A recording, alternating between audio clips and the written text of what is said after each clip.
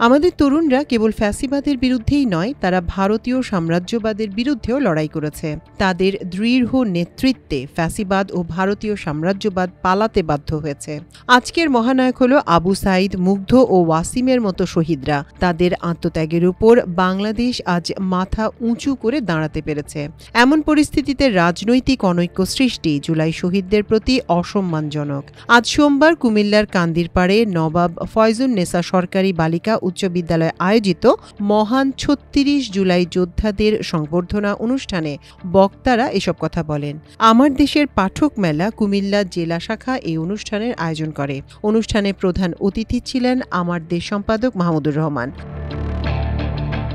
তিনি বলেন, আমি মনে করি জুলাই বিপ্লব শুধু বাংলাদেশে নয়, সারা পৃথিবীতে শতাব্দীর পর শতাব্দী আলোচিত হবে। তিনি আরও বলেন, যে মুহূর্তে আমাদের সন্তানরা মৃত্যুকে জয় করতে সক্ষম হয়েছে, সে মুহূর্তে ফ্যাসিবাদ ও ভারতীয় সাম্রাজ্যবাদ পালাতে বাধ্য হয়েছে। কারণ আমাদের তরুণরা কেবল ফ্যাসিবাদের বিরুদ্ধেই নয়, তারা ভারতীয় সাম্রাজ্যবাদের বিরুদ্ধেও লড়াই করেছে। নিরস্ত্র তরুণ তরুণীরা এ যুদ্ধে নিজের শক্তি এবং আল্লাহর উপর বিশ্বাস রেখে এ যুদ্ধে জয়ী হয়েছে। আজ থেকে ৫০ বছর আগে মারা যাওয়া চে গুয়েভারাকে মহানায়ক হিসেবে জানতাম। আজকের মহানায়করা হল আবু সাঈদ, মুগ্ধ ও ওয়াসিমের মতো শহীদরা। তারা আমাদের মহানায়ক। আমাদের আর বাইরে থেকে মহানায়ক আনতে হবে না।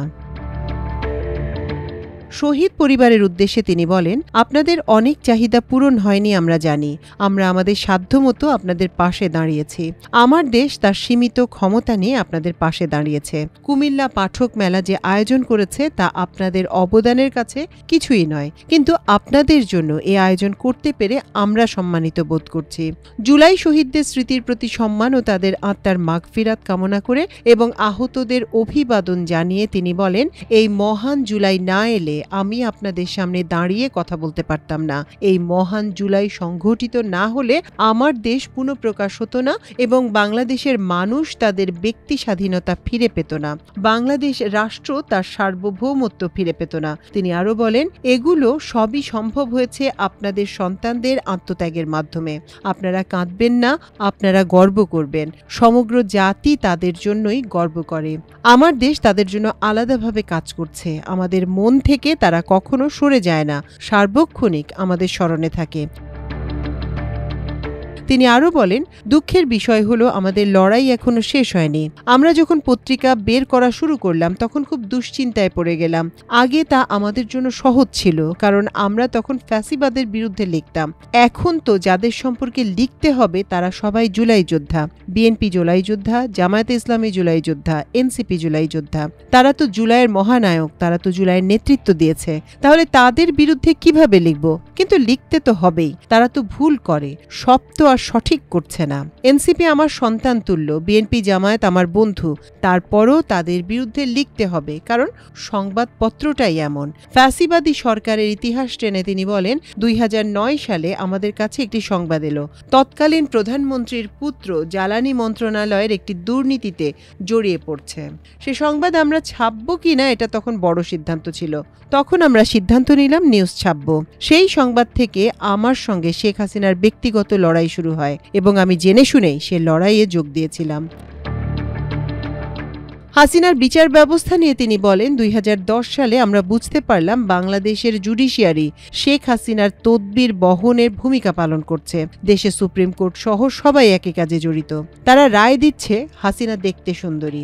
তখন আরেকটি চ্যালেঞ্জের মুখে পড়লাম, এটার বিরুদ্ধে আমি লিখব কিনা। তখন সিদ্ধান্ত নিলাম লিখব। তারপর আমি একটা আর্টিকেল লিখলাম, স্বাধীন বিচারের নামে তামাশা। এটা লেখার কারণে আমার নামে মামলা হলো, সাজা হলো। পত্রিকা প্রথমবারের মতো বন্ধ হলো। কয়েক সপ্তাহ বন্ধ ছিল।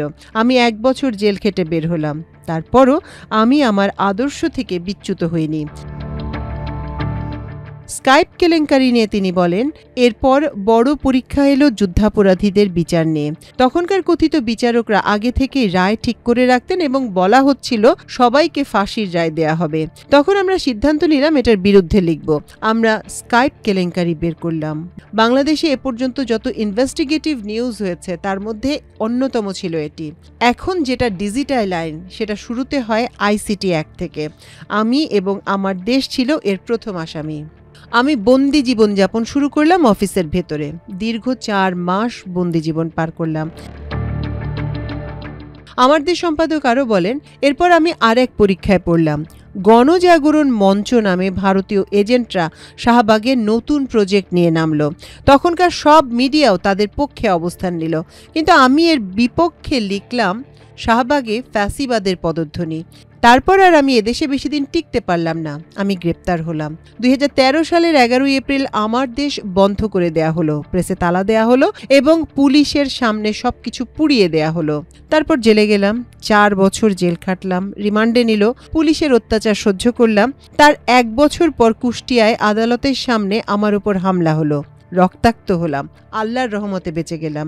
তিনি আরও বলেন, তারপর দেশ ছাড়তে বাধ্য হলাম, কারণ তখন মনে হলো দেশে থাকলে তো গুম হয়ে যেতে হবে, তার চেয়ে বাইরে থেকে যুদ্ধ চালিয়ে গেলে তো ভালো হয়, এবং সেটাই করা উচিত। এ কারণেই সিদ্ধান্ত নিলাম বাইরে থেকে ফ্যাসিবাদের বিরুদ্ধে লড়াই করব।